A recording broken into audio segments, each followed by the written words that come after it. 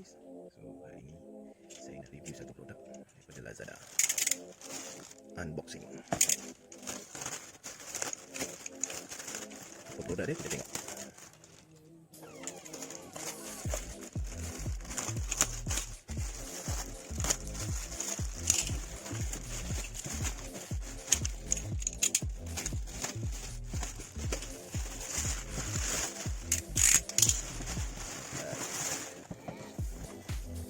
Vacuum cleaner.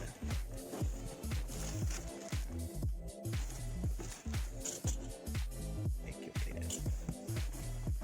Alright. Robotic vacuum cleaner. Dalam dia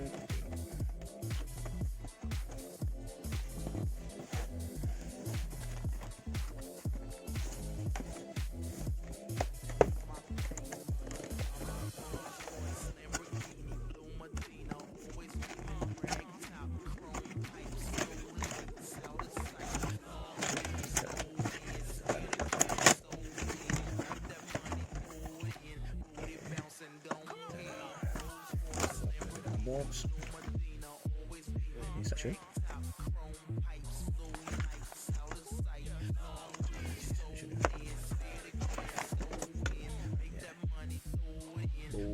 Why?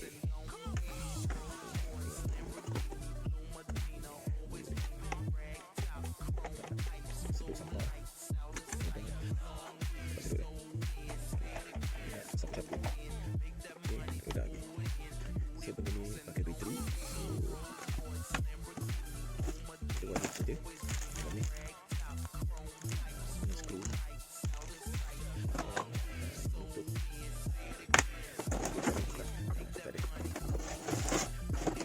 Untuk tengok yang dia punya function. Yang ada pemegang dia. Satu pemegang. Alright, nanti kita tengok. Okey. So kat sini dia ada button on. So masa beli ni memang dia ada bateri kot. So saya tekan. So kat sini dia ada keluar angin. Gerak pusing. Macam mana dia berfungsi.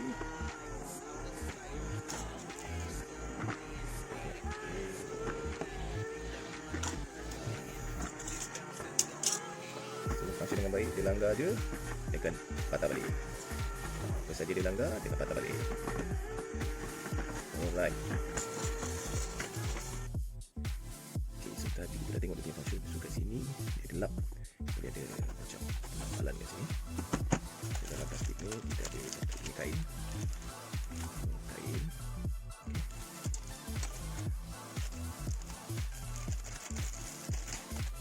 Charger.